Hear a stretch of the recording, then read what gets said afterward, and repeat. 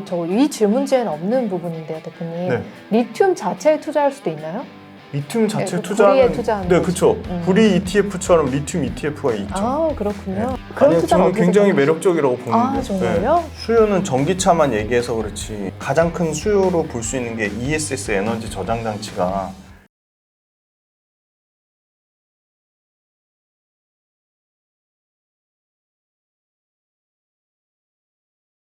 물론 여기서 또 단기간에 급등을 하게 되면 이게 좀 달라지죠. 달라질 네, 수 있다는 네. 우려는 있는데 네. 또 한 3년 후를 또 말씀을 해주셨잖아요. 3년 후도 예. 캐파나 생산량이나 이런 게 다 정해져 있으니까. 예, 그렇죠. 그래서 네. 그런 것까지 고려할 때 사실 뭐 지금 보유를 하고 계신 입장이시라고 하면은 그냥 들고 가시는 편이 나을 것 같다는 생각도 드는데. 왜냐면 어떻게 저는 이것도 영업이익률도 보수적으로 잡았고요. 그 다음에 PER 배수도 보수적으로 잡았고요. 예. 뭐 중복 할인을 왜 하냐, 뭐 제가 또 이거 계산했더니 막 중복 할인 얘기하시는 분 있어. 그럼 중복 할인 안 하고 하시면 또 가치가 또 어마어마하게 커지실 거예요. 그렇죠. 예, 그건 또 본인이 어떻게 밸류에이션을 할인을 하거나 할증을 주느냐에 따라 차이가 있는 건데, 저는 최대한 합리적으로 보수적으로 잡으면 그만큼 더 어떻게 보면 상승 여력에 대해서 더 어떻게 보면 부담이 안 되는 거죠. 그래서 이렇게 잡은 거고, 28년도, 27년도 것도 데이터가 나와 있으니까 직접 계산을 해보시면 단순히 가격은 비싼데 가진 가치의 밸류는 적정 밸류로 받고 있구나. 네. 그걸 지금 딱 공감하셔서 바로 얘기를 해주신 거잖아요. 네, 정말 약간 네. 그렇게 수치로 보니까 더 확신이 생긴 것 같아요. 네네. 네. 그래서 단순히 에코프로 지금 이제 사도 되나요? 그냥 이렇게 하는 게 아니라 이렇게 네. 분석을 또 해봐야지. 맞습니다. 아, 정말 이제 장기적으로 들고 갈 거면은 사도 괜찮을 수 있겠구나, 그런 마음이 들 수 있을 것 같아요. 네.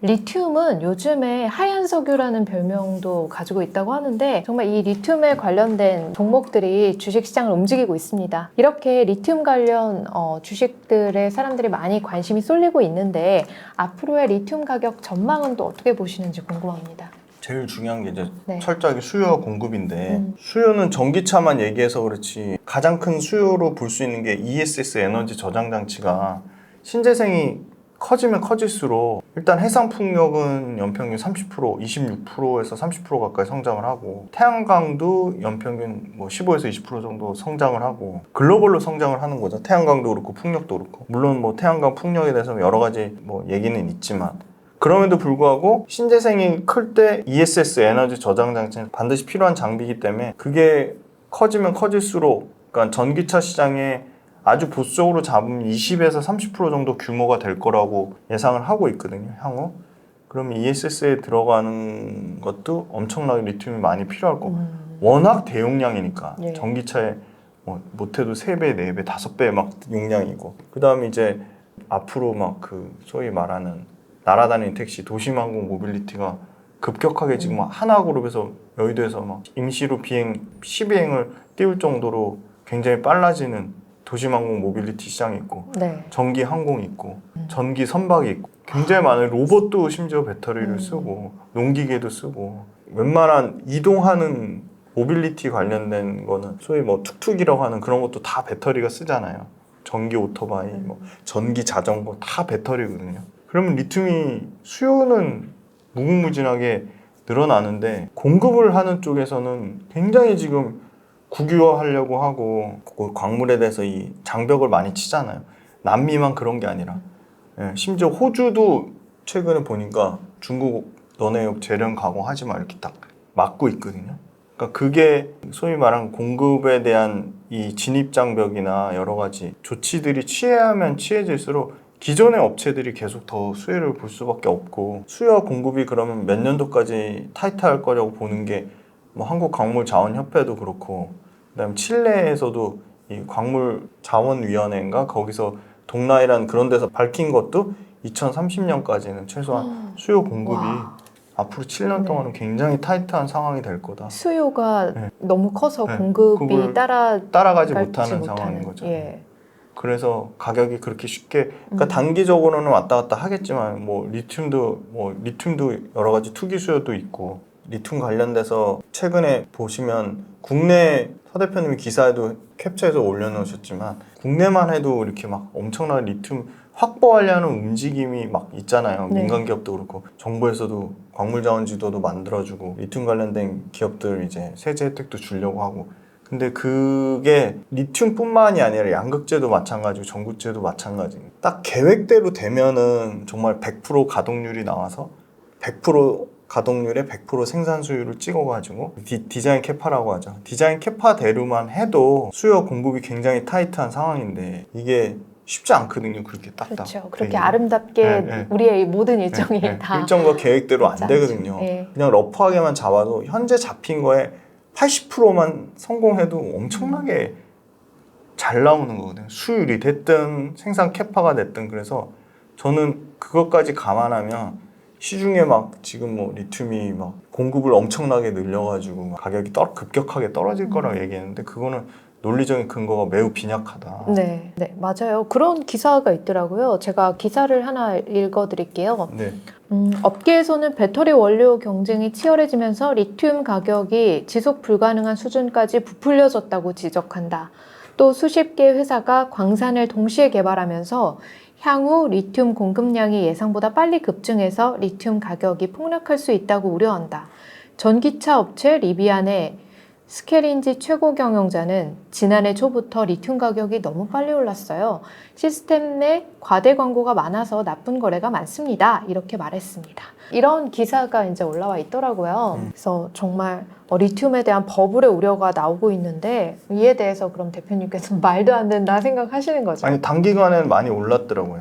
단기간에 네. 많이 올라서 조정 기간을 거치겠죠. 그래서 최근에도 탄산 리튬 가격은 한국 광물자원 서비스에 들어가면 보실 수 있는데 네.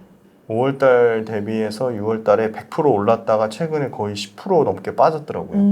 근데 빠지는 폭의 감속 폭 자체가 중요하고 장기적으로 수요와 공급만 철저하게 따져보면 수요보다 공급이 급격하게 늘어나지 않는 거는 맞는 것 같거든요. 저 기사 자체가 만약에 리튬을 실제 재련 가공하는 업체에서 얘기했다면 좀 더 신빙성이 있었을 텐데 리튬을 받아서 쓰는 입장이잖아요. 네, 그렇죠. 전기차 그쵸. 업체 전기차 업체 대표니까. 대표니까 네. 사실 저 기사의 신빙성은 좀 낮다고 보고 있고. 그러네요. 이게 네. 약간 이런 네. 말을 하면서 좀 너무 과도하니까 낮아졌으면 좋겠다라는 그 바람이 담긴 것 같아요.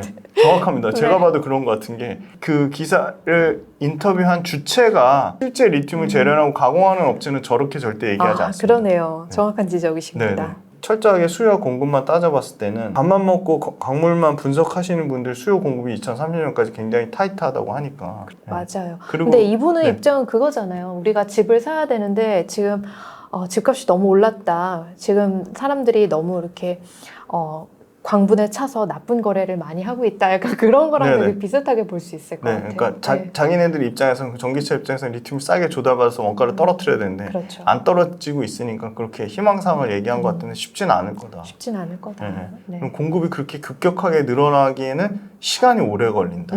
그리고 현재 리튬을 생산하기로 한 캐파조차도 아주 이상적인 케이스인데 예. 그게 실질적인 생산 수율이라든지 그다음에 가동률이라든지 이런 걸 고려했을 때 현재 잡혀 있는 거에 아주 러프하게만 봐도 80% 정도 수준 유지되면 베스트일 텐데 그것도 쉽지는 않을 거다. 예. 그래서 단기간으로는 좀 급등일 수도 있겠지만 장기적으로는 여전히 리튬은 부족할 것이다. 그게 이제 대표님 생각이신 것 같은데, 네, 저 이 질문지에는 없는 부분인데요, 대표님. 네. 리튬 자체에 투자할 수도 있나요? 리튬 자체 네, 투자는 구리에 투자하는 네, 거죠. 그렇죠. 구리 ETF처럼 리튬 ETF가 있죠. 아, 그렇군요. 네, 그런 투자는 아니요, 투자는 저는 어떻게 굉장히 생각하세요? 매력적이라고 보는데요. 아, 정말요? 네. 리튬이 네. 앞으로 계속 가격이 오른다고 치면 네, 리튬 관련된 ETF에 투자하는 거 나쁘지 않다고 봅니다. 네, 그러니까요. 글로벌 엑스 그러니까. 리튬 ETF가 있습니다. 아, 그렇군요. 네. 광물에 원자재 투자하는 거를 또 선호하시는 분이 있을 수 있고 또 포트폴리오에서 일정 부분 가져가고 싶으신 분들 있을 텐데 그런 분들께서는 좀 관심을 가져보실 만한 그런 거네요. 네네. 근데 이제 단기적인 가격 변동성을 견딜 수 있으셔야죠. 네. 네. 근데 리튬에 투자하는 굉장히 좋은 전략인 게 예. 양극재나 2차전지 업체들보다 굉장히 이익률이 좋기 때문에 마진이 좋기 때문에 그러네요. 말씀하셨듯이 아까 전에 이런 관련된 업종에 이익률이 50%를 넘어간다고 하셨잖아요. 알버마일 말씀하셨죠? 네네. 앨범하라고 칠레 SQM. 네. 55%인데도 이 영업이익률이 지금 하락하고 있습니다. 막 네네. 이러면서 되게 울상을 찍고 있다. 그 전에 이제 60% 이상 나왔다는 거죠. 네. 보통 네. 이제 제조업체들의 영업이익률이 20%를 하회하잖아요. 네네. 그런 거에 비하면 삼성전자 훨씬- 진짜 잘 나올 때 18% 나오거든요. 그러니까요. 네. 네, 그런 거를 보면은 리튬 ETF에 투자하는 것도 좀 의미 있다고 말씀을 해주셨고요. 리튬 관련된 이 주식 종목들 좀 어떤 게 있을까요? 네, 아까 말씀드린 포스코홀딩스랑 에코프로의 자회사인 이제 에코프로 이노베이션이 대표적인데 아무래도 포스코홀딩스가 리튬 관련돼서도 투자하기에는 뭐 압도적으로 1등이지 않을까. 그렇죠. 네. 원탑. 원탑인 게 염호가 이 광석에서 추출하는 것보다 훨씬 더 네. 그러니까 소위 말하는 고품질의 수산화 리튬을 생산할 수 있고 그러니까 거기에 더 마진을 더 줄 수 있는 거고 포스코에서 밝힌 거에 따르면은 이제 그 2026년까지 6조 정도 매출 26년에 6조 매출이고 톤수로 계산하면 24년에 5만 톤 그러니까 아르헨티나 염호에서 하는 것도 5만 톤에서 10만 톤까지 늘리겠다고 했고 10만 톤 기준으로 하면은 26년 매출 잡히는 거는 아마 5만 톤 기준으로 잡은 게 6조니까 10만 톤 기준으로 하면 한 12조? 근데 30만 톤까지 늘리겠다고 했으니까 네. 그러면 대략적으로 18조 매출 나오는 거고. 리튬 관련한 기업이라고 하면은 그래도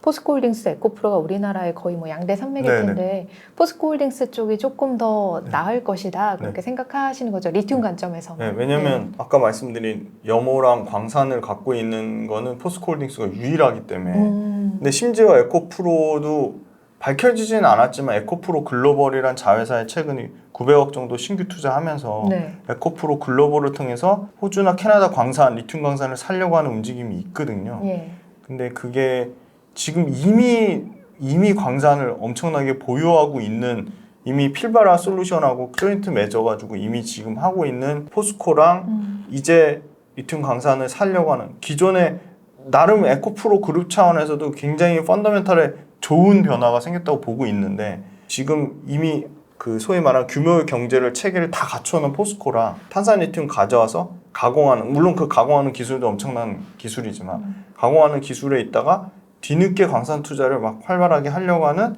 에코프로를 봤을 때는 당연히 포스코홀딩스에 훨씬 더 높은 점수를 줄 수밖에 없는 상황인 거죠. 네, 그러니까 이제 리튬이 제2의 석유, 하얀 석유다라는 말이 나올 정도로 굉장히 중요한 자원이 됐는데 그런 관점에서 포스코홀딩스가 참 관심이 갑니다. 정말 멀티플레이어로 모든 이 원래 철강 회사였잖아요. 네. 원래 광물을 하는 회사였잖아요. 네.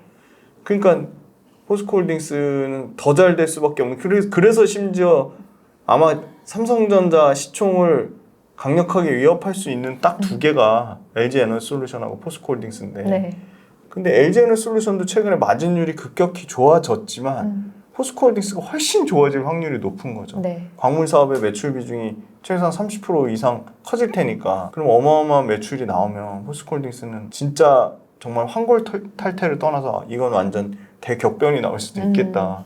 그런 생각이 듭니다. 그래서 그런지 또 개인 투자자분들께서도 많이 관심을 가지고 계신 것 같은데 대표님께서 가장 애정하시는 2차 전지 관련주가 제가 알기로는 LG화학, 그리고 나노신소재, 대주전자재료, 포스코퓨처엠 이렇게 이제 뭐 4가지 혹은 그 이상의 종목인 걸로 알고 있습니다. 대표님께서는 이 기업에 제가 언급해드린 이 기업들의 펀더멘털을 지금도 여전히 좋게 보시는 건가요? 네네. 전혀 변함이 없고요. 네. 그동안에 포스코퓨처엠만 주가가 올랐고 사실 예. 대주전자재료는 뭐 거의 오른 게 네, 조금 오른 게 어려웠죠. 없고요. 많이 어렵습니다. 그리고 LG화학 마찬가지예요. LG화학도 뭐 오른 게 없어요. 네. 근데 LG화학의 양극재 사업 원래는 글로벌 2등이었거든요. 지금도 현재 2등이고요. 실제 글로벌로 언급되는 거는 포스코퓨처엠보다 LG화학이 훨씬 더 기술력이나 레퍼런스나 품질이 월등한데 예. 다만 LG화학은 이제 고객사가 LG 에너지솔루션이라는 한정적인 그게 있는 거고 저는 그래도 LG 에너지솔루션에 일단 40% 이상 내재화 물량만 쳐내기도 LG화학이 바쁜 거지. 사실은 LG화학이 뭐 레퍼런스가 떨어지는 것도 아니고 품질이 떨어지는 것도 아니고 뭐 캐파가 떨어지는 것도 아니고 LG화학 캐파 3위예요. 지금 LG화학도 나름 48만 톤까지 늘리겠다고 했거든요. 네. 에코프로 BM, 포스코퓨처엠 다음 3등이에요.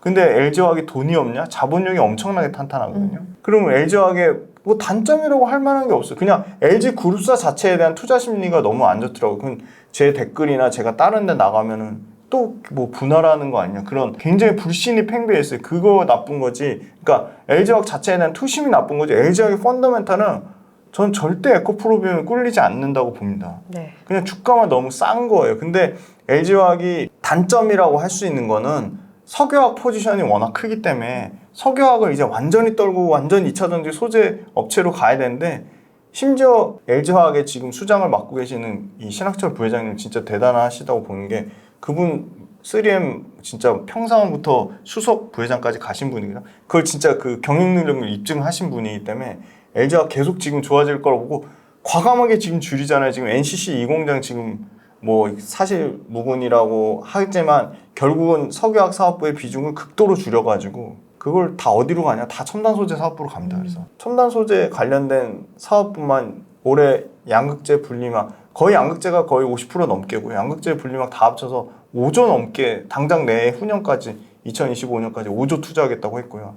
배터리 관련된 소재 매출만 30조 넘게 하겠다고 했습니다. 네. 그러니까 뭐 이게 연평균 매출 성장률만 50% 넘게 되는 거고. 우와. 그래서 LG화학이 저는 뭐 양극재 중에서는 딱 양극재 포지션만 봤을 때는 여전히 원탑이에요. 예. 그리고 이제 대주전자재료 같은 경우는 주가는 안 오르는데 대주전자재료 관련돼서 펀더멘탈은 변한 게 없거든요. 실리콘 음극재가 안 쓸 거예요. 최근에 뭐 현대기아차 따로 나와서 이제 충방전 우리는 테슬라 안 따라가고 할 거라고 하는데 충방전 속도로 빨리 올릴 수 있는 건 실리콘 음극재거든요. 예. 실리콘 음극재 비난하시는 분은 실리콘 음극재 너무 비싼 거 아니냐. 흑연보다 비싸요. 많이 비싸요. 그러니까 흑연이 한 8불에서 12불이면 실리콘 음극재는 최근에 그래도 좀 빠졌어요. 50불 정도예요. 그러니까 5배 차이 나는 거죠. 그래서 실리콘 음극재를 100% 안 섞고 이제 3%만 섞는데 아니 완성차 업체 측면에서 실리콘 음극재를 섞으면 실리콘 음극재 섞는 만큼 3%만 섞어도 에너지 밀도가 40% 좋아지는 거예요. 그러니까 실리콘 음극재를 조금 섞어서 그 음극재 들어가는 부분을 줄이면 그 음극재 들어가는 부분을 줄인 만큼 양극재를 더 넣을 수 있는 거예요. 원래 하이니케 양극재로 에너지 밀도를 올릴 수 있는 거가 완전 목에 차서 더 이상 못 올리는데 물량으로 양을 더 많이 넣어서 에너지 밀도를 더 좋게 할 수 있는 거죠. 그러니까 실리콘 음극재를 비싸다는 이유로 안 쓰기엔 장점이 너무 많은 거예요. 그래서 네. 실리콘 음극재 넣으면 충방전 속도가 월등히 빨라지고 뭐 2배, 3배 빨라지고 그래서 앞으로 충전 속도 관련돼서는 중요해질 수밖에 없는 게 충전소가 그렇게 막 엄청나게 빠르게 안 늘어나고 있잖아요. 그래서 충전을 빨리 해야 돼요. 테슬라만 해도 충전 안 돼가지고 이거 도대체 언제 충전돼 그게 막 나오잖아요. 그래서 충전 관련된 거는 그 양극재 에너지 밀도만큼 굉장히 중요한 이슈가 될 수밖에 없고 커지는 시장인데 대주전자재료가 압도적인 국내 1등이거든요. 실리콘 음극재. 지금 연간 3,000톤하고 내년에 10,000톤하고 내후년에 2만 톤, 2030년까지 10만 톤까지 하겠다고 했어요. 지금 오너분 임무현 회장님의 따님이 지금 사장님이신데 그분이 막 공개적으로 막 외부 활동하시는 분이 아닌데 아주 최근에 7월달 처음 본 것 같아요. 인터뷰. 그 블룸버그랑 인터뷰에서 우리 2030년까지 실리콘 음극재 지금 전체 매출에서 20%도 안 되는데 100% 다 실리콘 음극재 매출 할 거고 실리콘 음극재 매출만 우리 3조 할 거야. 지금 300억에서 3조면 100배 실리콘 음극재 매출 키운다고 했어요. 와, 100배. 네.